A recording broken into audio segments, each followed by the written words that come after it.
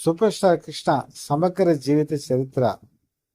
ఇందులోంచి మనం ఎన్నో విషయాలు తెలుసుకుంటున్నాం. ఆదరిస్తున్న ప్రేక్షకులందరికీ కూడా మనస్ఫూర్తిగా ధన్యవాదాలు. 1991 సంవత్సరం సూపర్ స్టార్ కృష్ణ నటించినటువంటి రక్త తర్పణం రిలీజ్ అయింది. అది ఘోర పరాజయాన్ని బాక్సాఫీస్ వద్ద చవిచూసింది. అభిమానులంతా కూడా ఒక్కసారి నిరుత్సాహపడ్డారు. ఏంటి కృష్ణ గారి సినిమాలు ఇలా వరుసగా ఫ్లాప్ అవుతున్నాయి. అప్పటికి మొత్తం ఈ సినిమాతో కలిపి 10 సినిమాలు ఫ్లాప్ అయ్యాయి. అసలు మళ్ళీ విజయం అంటూ వస్తుందా? విజయం అంటే మళ్ళీ మనం చూస్తామా?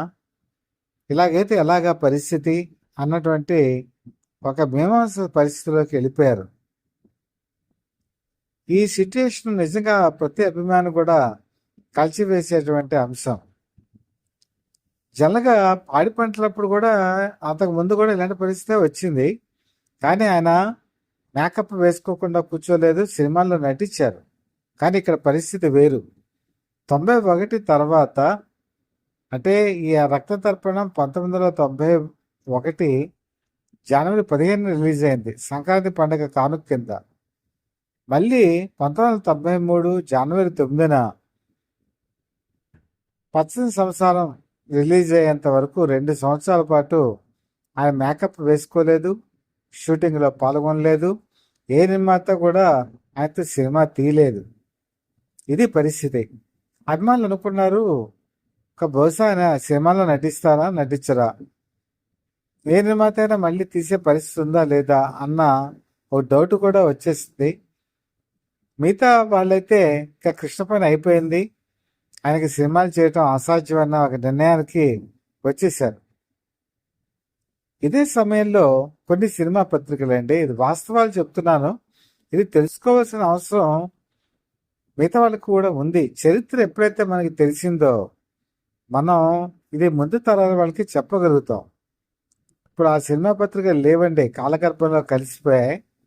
అందులో ఒక ఐటమ్స్ రాసినప్పుడు వాళ్ళు ఏం రాసేవాళ్ళు అంటే హీరో కృష్ణ అని చెప్పేసి రాసేవాళ్ళు. జనగా నటశేఖర్ కృష్ణని రాయొచ్చు, లేదా సూపర్ స్టార్ కృష్ణని రాయొచ్చు, లేదా అంతగా కాకపోతే హీరో కృష్ణని ఇంకా ఏమీ లేనప్పుడు అది రాస్తారు. కానీ కావాలని హీరో కృష్ణ అని చెప్పి రాసేవాళ్ళు. ఇది సూపర్ స్టార్ కృష్ణకి చాలా బాధ కలిగించింది. ఒక ప్రెస్ మీట్ పెట్టారు. ప్రెస్ మీట్ పెట్టి ఆ రోజు రాసిన జర్నలిస్ట్ని అడిగారు, నా పేరు హీరో కృష్ణ రాసినారు, ఓకే, నేను తొలినాళ్ళలో వచ్చినప్పుడు హీరో కృష్ణ అని చెప్పి రాశారు, తర్వాత నటశేఖర్ కృష్ణని రాశారు, తర్వాత జ్యోతిషిత్తులో నేను సూపర్ స్టార్ గెలుచుకున్న తర్వాత సూపర్ స్టార్ కృష్ణని రాశారు, ఇప్పుడు మళ్ళీ హీరో కృష్ణని రాస్తున్నారు, ఏంటి కారణం అని అడిగితే వాళ్ళు చెప్పిన సమాధానం మరింత విచిత్రంగా అనిపించింది. సార్, మీకు ఈ మధ్యకాలంలో హిట్స్ లేవు కదా, సినిమాలు లేవు కదా, మిమ్మల్ని సూపర్ స్టార్ అని చెప్పి ఏం రాయమంటారు సార్ అని చెప్పి వాళ్ళు ఎదురు తిరిగి ప్రశ్నించారు. అప్పుడు సూపర్ స్టార్ ఒక మాట అన్నారు, దేవుడు చేసిన మనుషులు సినిమాని చేసినప్పుడు ఎన్టీ రామారావు గారు మహానటుడు ఫ్లాపుల్లో ఉన్నారు, నేను ఆయన అమర్యాద చేయలేదు కదా, చాలా గౌరవంతో సినిమాల్లో ఆయనకి మంచి గౌరవప్రదమైనటువంటి స్థానం కల్పించాను, మంచి హీరో వేషం ఇంకా నాకంటే గొప్ప ప్రాధాన్యత కలిగింది ఇచ్చాను, అందరం గౌరవించాం. అలాగే మహానటి సావిత్రి, ఆవిడ ఏ సినిమా సెట్స్లో ఉన్నా మేము అదే గౌరవంతో ఉండేవాళ్ళం. ఒకరోజు ఫ్లాప్ వచ్చినంత మాత్రాన మళ్ళీ నాకు హిట్స్ రాకుండా పోతాయా, మీరు మళ్ళీ సూపర్ స్టార్ అని రాకుండా పోతారా అని చెప్పేసి ఆయన అడగటం జరిగింది. ఇది నా బాగా గుర్తు. ఎంత బాధ కలిగించే అంశం. అభిమానులకి, సీనియర్ మోస్ట్ అభిమానులకి ఈ విషయం తెలుసు. అంతకంటే మీకు ఒక చిన్న ఎగ్జాంపుల్ చెప్తాను. ఒక పరిస్థితి ఎలా మారుతుందంటే, గూండా రాజ్యం అనే సినిమా రిలీజ్ అయింది. అందులో వాల్ పోస్టర్స్ వేశారు. నేను విశాఖపట్నంలో చెప్తున్నాను. ఆ గూండా రాజ్యం అనే వాల్ పోస్టర్లో మోహన్ బాబు ఫోటో చాలా పెద్దది పెట్టి, కృష్ణ ఫోటో చాలా చిన్నది పెట్టి వాల్ పోస్టర్లు వేశారు. ఆ అంశం కూడా ఆ రోజు అభిమానులకి చాలా బాధ కలిగించింది. ఒక సీనియర్ నటుడికి ఏంటి అవమానం అని చెప్పి. అంటే ఎందుకు చెప్తున్నా అంటేనండి, ఒక మనిషి కష్టాల్లో ఉన్నప్పుడు, ఫ్లాపుల్లో ఉన్నప్పుడు సినీ పరిశ్రమ ఎలా రెస్పాండ్ అవుతుంది అన్న దానికి ఒక ఉదాహరణ చెప్తున్నాను అంతే. అభిమానులు ఇది గుర్తిరిగితే చాలు.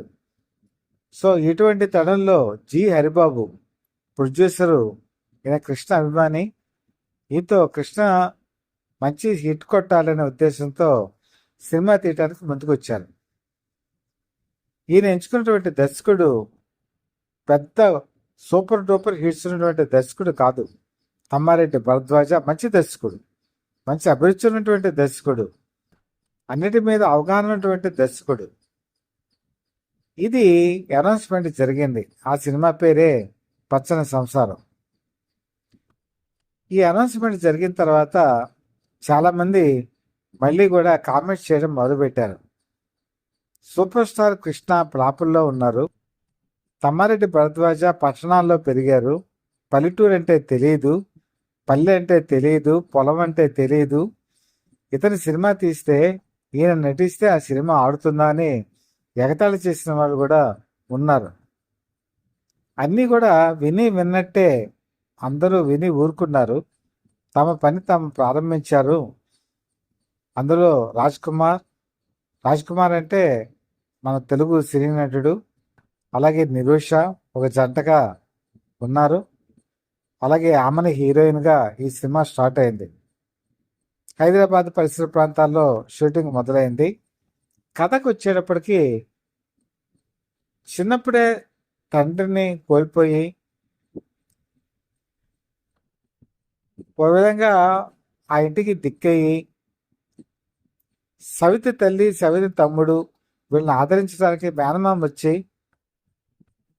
నువ్వు పట్టణానికి వచ్చేసే, నేను ఉన్నత విద్యలో నేను బాగా ప్రావీణ్యం చేస్తాను అని, బాగా చూసుకుంటానని చెప్పినా కూడా కాదనకుండా, వద్దనకుండా చాలా మర్యాదగా నేను ఈ కుటుంబంతోనే ఉంటానని చెప్పి అక్కడే ఉండిపోయి వాళ్ళ క్షమాలు చూసుకుంటూ ఉండిపోయేటువంటి పాత్రలో సూపర్ స్టార్ కృష్ణ ఒదిగిపోయారు.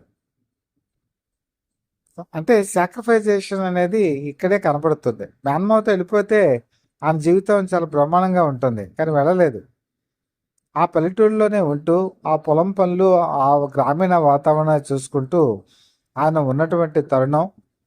రాజ్ కుమార్ మంచి తమ్ముడు, అలాగే ఆమెని కూడా మంచి క్యారెక్టర్ వేశారు.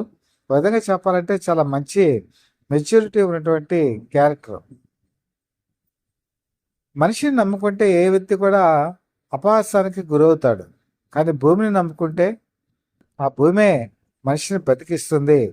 ఇదే ఫిలాసఫీ పచ్చని సంసారంలో కూడా కనిపిస్తుంది. వీడిపోయినటువంటి భూమిని నమ్ముకొని దానిలో సిరుల పంట పండించి అందరికీ మార్గదర్శకంగా నిలిచినటువంటి సూపర్ స్టార్ ఈ సినిమా ఎండింగ్లో అందరి విభేదాలు తొలగించి కుటుంబాన్ని ఒక్కటి చేసి విజేతగా నిలబెట్టవే ఈ సినిమా కథ సారాంశం. సినిమా ఫస్ట్ ప్రింట్ రెడీ అయిపోయింది. సూపర్ స్టార్ కృష్ణకి నమ్మకం కలిగింది. మరొకసారి తను హిట్ కొట్టబోతున్నానటువంటి నమ్మకం కూడా వచ్చింది. 1993 జనవరి 9న ఈ సినిమాని రిలీజ్ చేశారు. సంక్రాంతికి అంతకు ముందు వచ్చినటువంటి ఈ సినిమా మంచి ఓపెనింగ్స్ సాధించింది. ఈ ఓపెనింగ్స్ వచ్చినప్పుడు కూడా విమర్శకులు ఏం చెప్పారంటే, ఇది తాత్కాలికం మాత్రమే, పండగ ముందు వచ్చే ఓపెనింగ్స్ మాత్రమే, పండగ తర్వాత ఈ సినిమా నిలబడదు అని చెప్పేసి మళ్ళీ కామెంట్స్ చేయడం మొదలుపెట్టారు.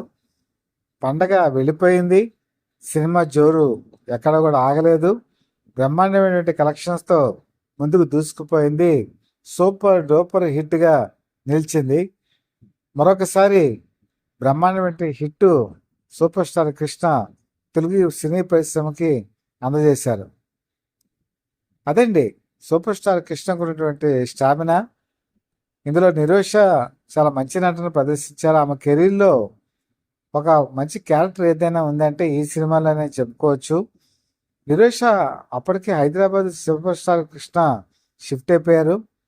వాళ్ళ అక్కయ్య రాధిక ఈతో కలిసి నటించారు. వాళ్ళ కుటుంబం అంతా కూడా ఇది తెలుసు. ప్రతిరోజు వాళ్ళ ఇంటికి తీసుకెళ్ళి భోజనం అది పెట్టించి చాలా మర్యాదగా చూసేవాళ్ళు. అలాగే రాజ్ కుమార్ చాలా అభిమానంగా ఉండేవాడు. రాజ్ కుమార్కి క్రమశిక్షణ, నటన ఇవన్నీ కూడా ఎప్పుడు ఎవరితో సెట్స్లో మాట్లాడరు, కానీ రాజ్ కుమార్తో చాలా సన్నిహితంగా ఉండేవారు. తమ్మారెడ్డి భరద్వాజ కూడా తన మీద ఉన్న నమ్మకాన్ని వమ్ము చేయకుండా తన బాధ్యతను నిర్వర్తించి సూపర్ డూపర్ హిట్ ఆయనకి ఇవ్వటం, ఆ తర్వాత కాలంలో అనేక సినిమాలు మళ్ళీ ఆయన చేయటం, అవి విజయవంతం కావటం, 2016 వరకు కూడా శ్రీశ్రీ వరకు కూడా ఆయన పైన కొనసాగించడానికి ఈ సినిమా చాలా ఉపయోగపడిందండి. నేను అందుకే ఒక మాట చెప్పాను మీకు, సముద్రపు కెరటం కింద పడుతుంది, పడిన తర్వాత మళ్ళీ పైకి లేస్తుంది. అలా పడి లేచే కెరటమే సూపర్ స్టార్ కృష్ణ.